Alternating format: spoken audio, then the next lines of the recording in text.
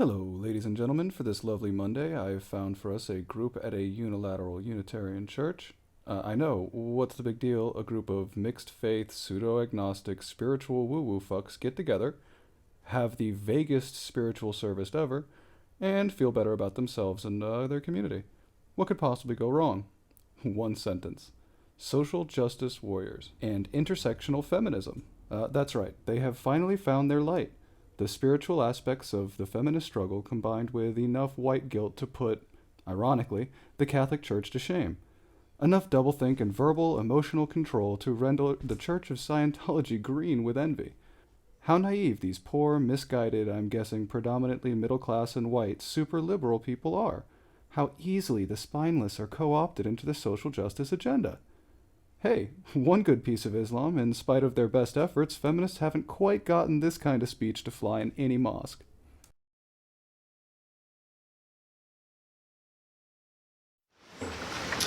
So now we enter the time in our service where we begin to silence our minds, open our hearts, look inward, and forget about everything that came before this hour and everything that will come after it. If it came before, it's done. You probably can't do too much about it now. If it's going to come after, I'm pretty sure it can wait while we gather here and enjoy each other as a community and give thanks for the things we're thankful for and support each other and learn. Okay, so far this is just church. Boring, vague church. At least real church had cool fairy tales. Our call to worship today is reading number 434 in the Gray Hymnal. It is by a writer who writes quite frequently, the very well-beloved Anonymous. And if you do have access to a Gray Hymnal... Alright, enough of the churchy stuff. Let's get to the interesting bits. When Amanda asked me to give the chalice light for this morning's service, I was intrigued by the idea of thinking about the link between social justice work and spiritual growth. What? As most of you know, I am passionate about social justice work. Or outspoken and obnoxious? I am less passionate, however, about the concept of spiritual growth. So you're just here to promote feminism then? As someone who was raised in the Protestant tradition, but whose search for truth and meaning has led me to non-theistic humanism, the words spiritual growth have not had a lot of meaning for me. What exactly is spiritual growth? Good question, and as a spiritual atheist, I'm looking forward to your response. And what does it mean to someone who doesn't believe in God or spirit? And so, of course, I Googled it. Oh, fuck. I typed in spiritual growth definition. That's good, deep thinking there. This produced any number of descriptors of what spiritual growth might be, but no one clear definition. And I know this may sound contradictory, but I actually found that comforting. My favorite definitions were those that simply related spiritual growth to emotional growth and maturity. The surest sign that condescension is on the way. This is a concept with which I can relate. And so that brings me back to this idea that social justice work is tied into our spiritual growth as Unitarian Universalists. Listen closely now. Our High Plains Church mission statement says the following: we are an open, welcoming, and caring faith community where people gather to nurture a loving, respectful religious community, inspire spiritual growth, and act for social justice. If your mission statement says that, you guys are already doomed. I think one can read this mission statement and logically see how one aspect of it leads to the next. We nurture a loving, respectful religious community, which allows us the safe place for spiritual growth, however you define that, which can then lead us to the more outward focus of acting for social justice in our community and the wider world. Wach micht frei. But I don't think it only flows in one direction. I can also see how acting for social justice can lead to spiritual growth. In fact, for me, I would definitely say that this is true. Justice work is integral to my spiritual or emotional growth. It is a spiritual practice. Is. talking about injustices such as social inequality, health inequity, and systemic racism, educating myself and others about the many facets of each of these issues. There we go, systemic racism and educating oneself in one breath. Just for those of you playing bingo at home. And striving to find effective ways to bring about the change needed to end these injustices. Name one solution. Inspires my spiritual growth. Learning how to be in conversation with those who are, quote, on the other side of an issue in ways that invite us into deeper discussions instead of closing doors. Yeah, let me know when that happens. Inspires my spiritual growth. Getting outside my comfort zone and truly walking with those experiencing an injustice. Walking with the Lord. Your Christian roots are showing. Looks like you need a new dye job. And learning to do this meaningfully inspires my spiritual growth. And so as I light our chalice this morning, I invite each of you to think about your own understanding of spiritual growth. As Unitarian Universalists, how does spiritual growth inform our social justice work? And how does social justice work inspire spiritual growth? That's right, ladies and gentlemen, she's just crazy sorbet, the palate cleanser to this batshittery. The main course is still to come. School may have started for many of us, but the days are still long, the grass is still green, and the sunflowers are still high. Wait, what is this shit? Skip. Basically, she dribbles on, pseudo-poetically, semi-spiritually about warm light and seasons and abundance. Super exciting, but now for the guilt. Oddly Catholic feel to this whole service. But sometimes doesn't it feel like a touch of perfection?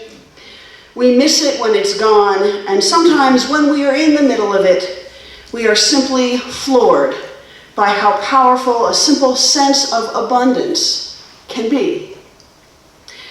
In the midst of these moments, it seems almost churlish to talk about the horrific impacts of social inequality on those who face mistreatment and worse because of the social groups to which they belong. Take, for instance, the fact that about a year ago, Michael Brown was shot to death and left to rot on the street. What the fuck? Really? Where the fuck does this come from? Left to rot in the street? You're coming out strong. I mean, the guilt is strong with this one. And that racial and class segregation still damages and destroys lives on a regular basis, from crappy schools to the violence that emerges easily out of grinding poverty, to the poor person of color knowing the rest of society doesn't care about his well-being even slightly. I'm sure that there are social services workers out there that have some words for you. To the disaster of Hurricane Katrina, which took place 10 years ago, almost to the day. And it might appear ungrateful to bring up the fact that it's hard for someone to feel the sheer freedom of abundance when walking in the street at night scares the hell out of them. Bring on the fear-mongering. Because they are female or gay or black. When since the 50s and 60s has someone said, I'm afraid to walk down the street at night? You know how it is for a black man after dark. I mean, there are no sundowner laws anymore, love. And therefore might attract unwanted and dangerous attention.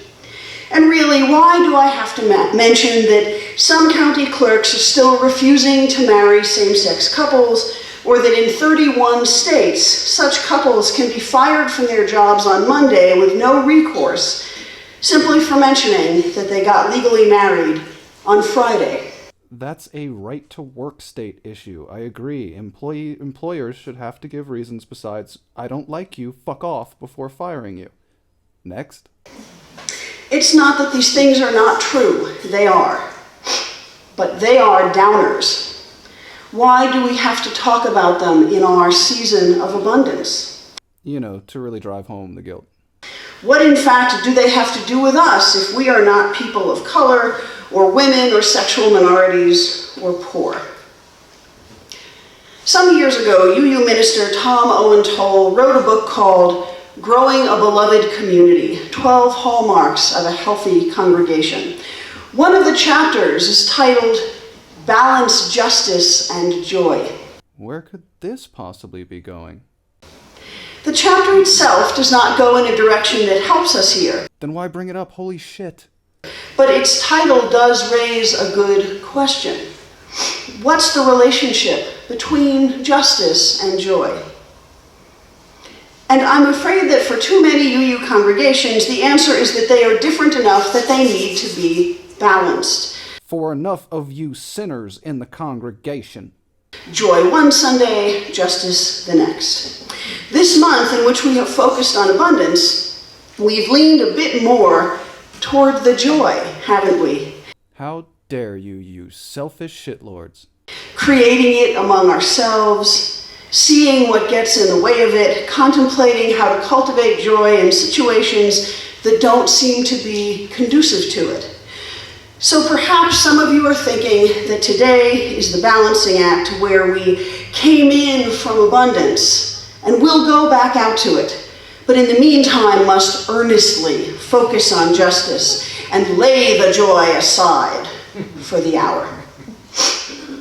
But I hope not, because I would like us to think today about justice and joy in a different way, one in which they are interdependent. One might even say intersectional?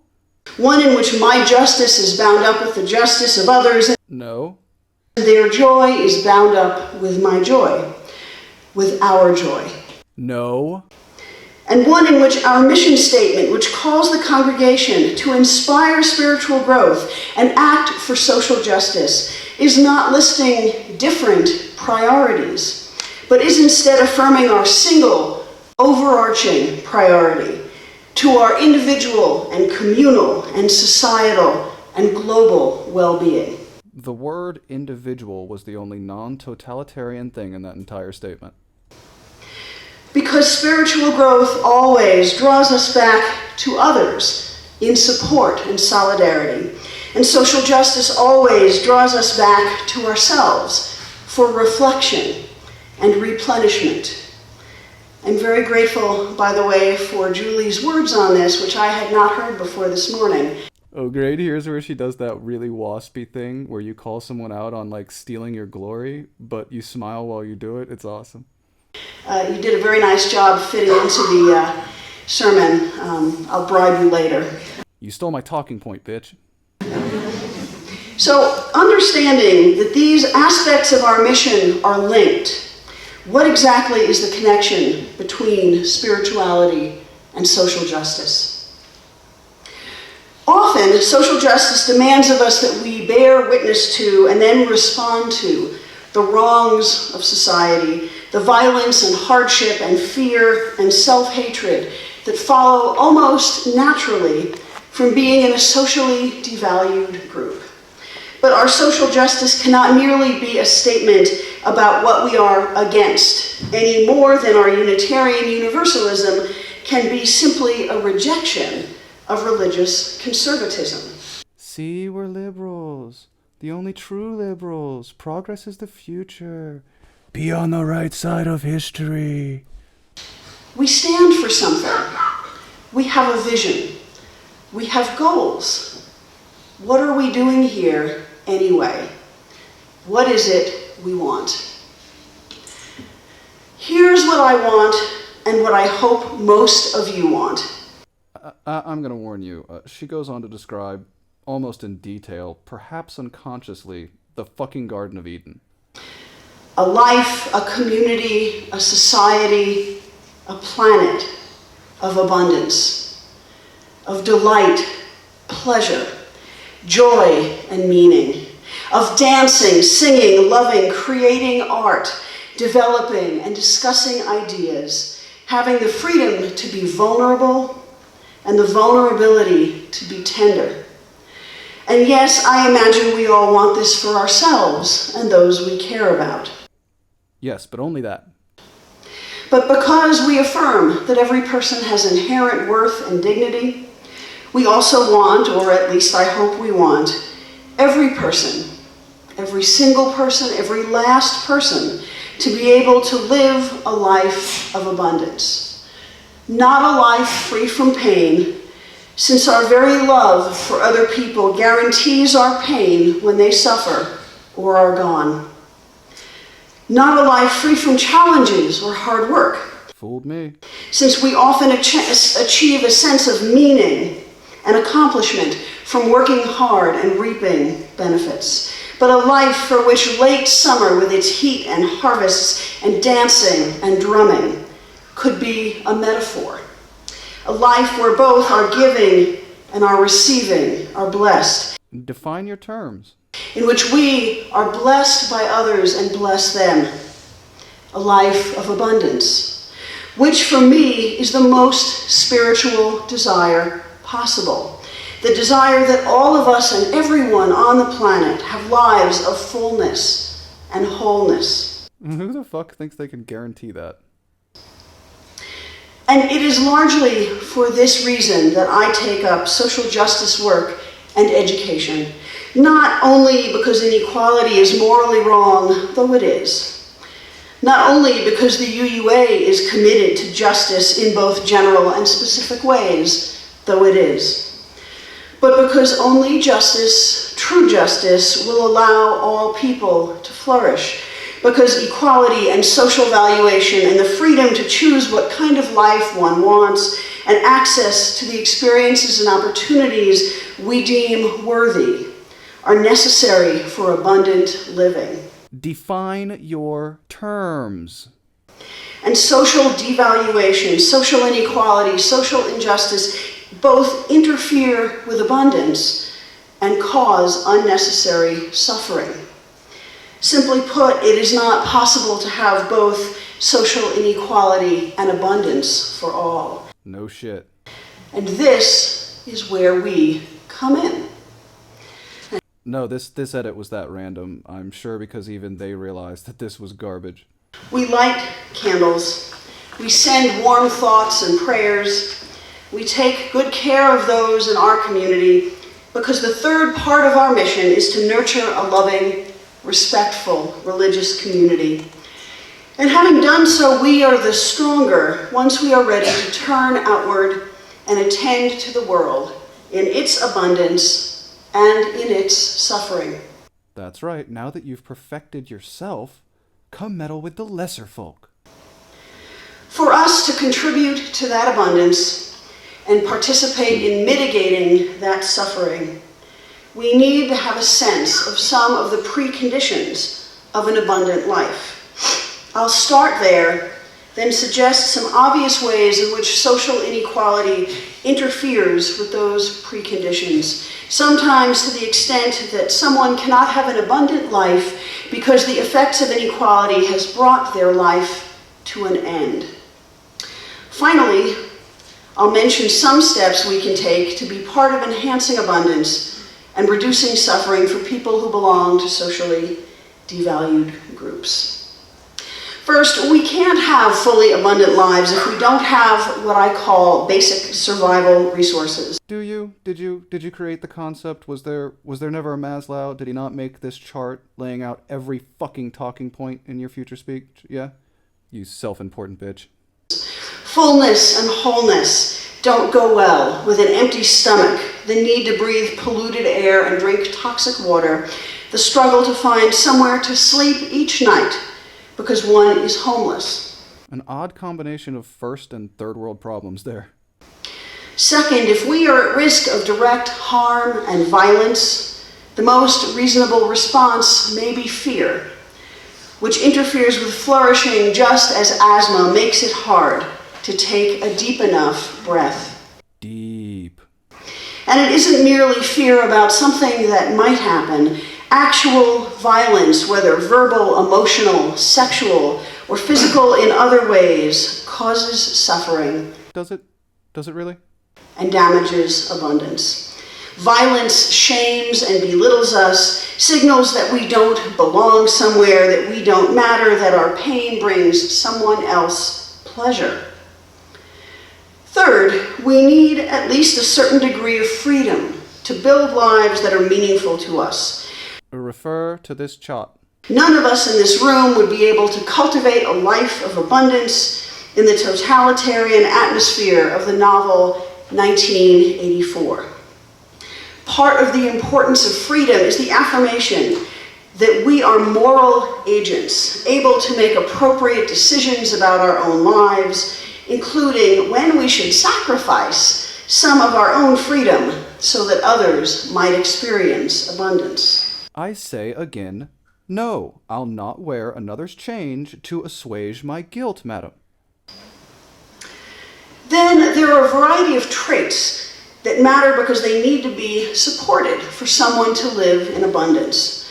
Here are a few examples from a much longer list. We can only experience reality by interpreting it. An abundant life requires access to interpretations of reality in which we are valued and valuable people. We are embodied, and for that reason are vulnerable to illness and injury. At the same time, our embodiment allows us to experience great joy and agency through our bodies. An abundant life requires the ability to obtain decent health care, along with access to the many ways we might enjoy life as embodied beings. We want and desire things. An abundant life requires access to at least some of the things we want, or we will receive the message that we are not worthy of having what society considers good. Philosophy 101 called, they want to talk about basic epistemology. We identify with particular groups of people, from our families to our communities to other types of groups. An abundant life requires access to the groups that are meaningful to us, meaning that we will not be cast out of them or shunned by them. In prison terms, yo, get in where you fit in, dog. We have creative and artistic capabilities. An abundant life includes access to the creativity of others so that it might enrich our lives. It also includes time, space, and resources to be creative ourselves. Similarly, we have the capacity to be playful. An abundant life requires time, space, and opportunities to play, relax, and laugh, and enough freedom from danger that we can set our minds on joy. I really hate to use the word unironically, but for fuck's sake, the privilege on this woman, the unacknowledged holier than thou. Jesus, lady. Nothing you've said is even deep or meaningful or novel in any way. Our emotions are central to our lives. An abundant life requires freedom from emotional harm and the ability to live our emotional lives fully. All about them fifis, yo. So that we can be joyful when we are joyful, grieve when we experience loss, be angry at injustice, and otherwise be the emotional beings we are.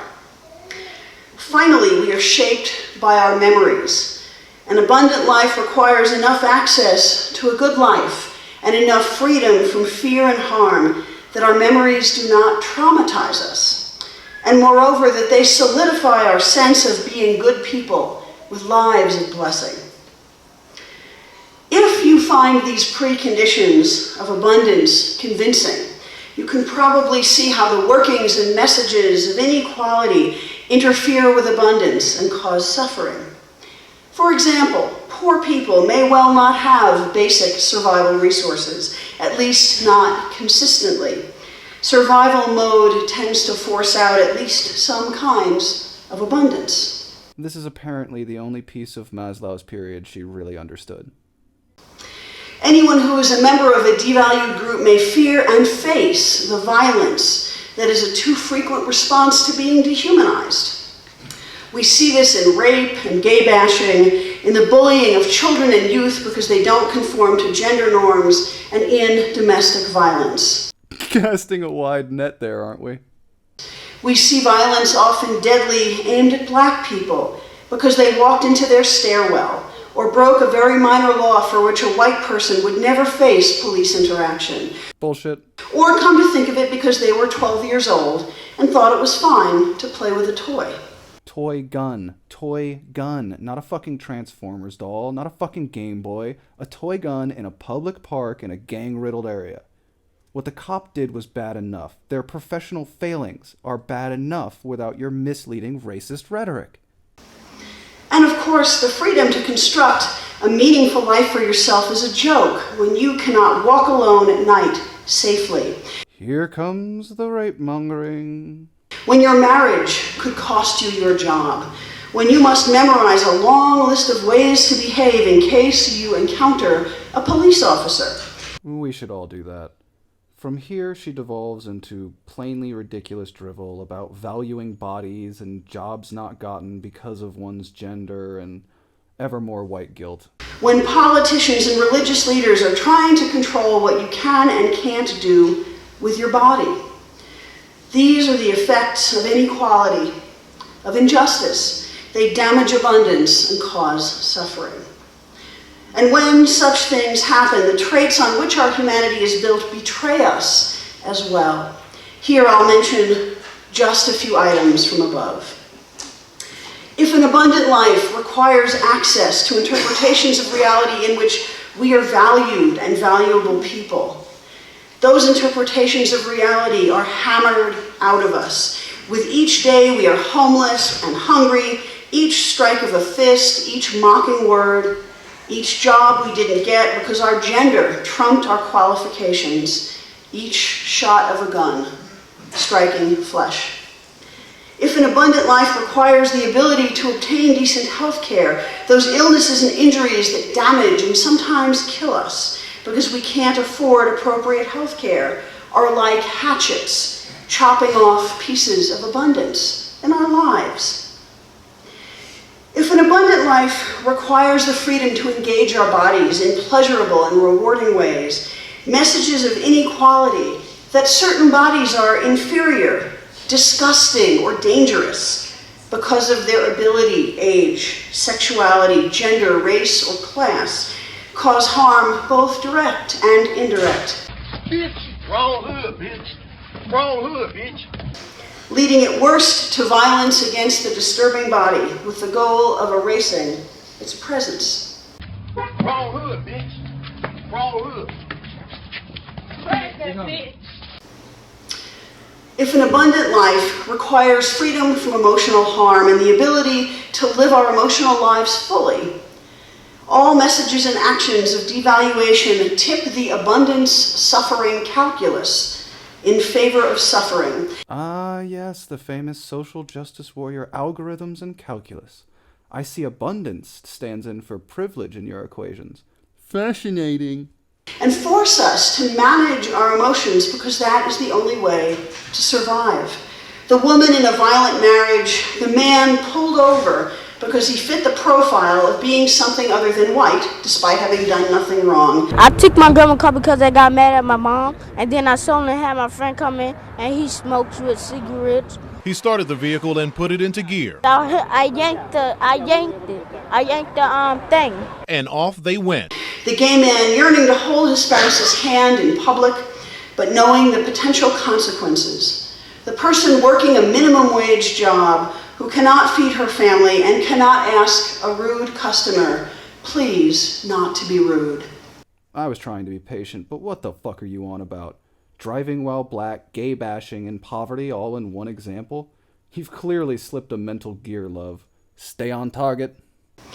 These people are in danger of suffering yet more if they do or say anything even slightly wrong.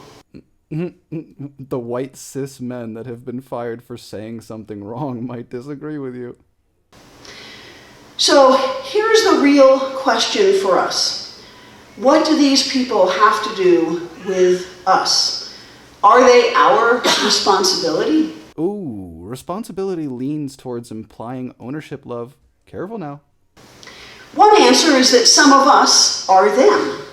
Some of us have suffered the effects of sexism, racism, homophobia, class inequality, and other forms of devaluation. And many of us have benefited from being in value groups, and plenty of us have complicated identities that make it tempting to focus on where we are mistreated and ignore the ways we benefit. See, this is why this is all a joke to me. This is why I'm fairly convinced that intersectional feminism will ultimately fail. Most people couldn't tell you the difference between heavenly bodies or mathematical proofs or the behavior of some atomic particles, and that is how finally you have woven your privilege oppression calculus. No one cares anymore. You've made it an overbearing system of oppression with no irony. But it's not enough to answer the question of what to do only by considering who's in the room. The harder question is about our obligations to those who are not in the room. If we affirm that all people, have inherent dignity and worth and therefore should be treated well, and if we affirm that we are part of an interconnected web, Intersectional web. that includes those who suffer while we give thanks for abundance, Guilt's back. then challenging inequality becomes a spiritual practice, not merely moral, not merely political, but one in which we demonstrate with our bodies and hearts and minds and souls that we seek a world in which everyone has access to the kind of abundance we enjoy or want to enjoy ourselves. Our spiritual affirmation becomes a political commitment, energized by our moral values and given weight by our communal presence. You sound exactly like every moralizing, self-assured, right-wing, hate-mongering preacher I have ever heard right now. The sad part is just like him, you're doing it out of what you would call love and charity. On September 27th, I will continue these thoughts with a focus on social justice work as a spiritual discipline. Though again, Julie kind of got that started today. Yeah, you stole it right out from under me, you cunt. We'll think together about how we grow spiritually when we engage in building a land of abundance. For now, as we return to the abundance of late summer, I wish for us the ability to remember that joy invites justice, as well as the capacity to pursue justice with joy. I wish for us abundance to carry us into the cooling of autumn and the short days of winter. Well, that's it for Monday. Social justice warriors attempting to wholly ingrain themselves here in an attempt to become a true religion, which we've all known was coming anyway. Until Wednesday, that's my time, folks.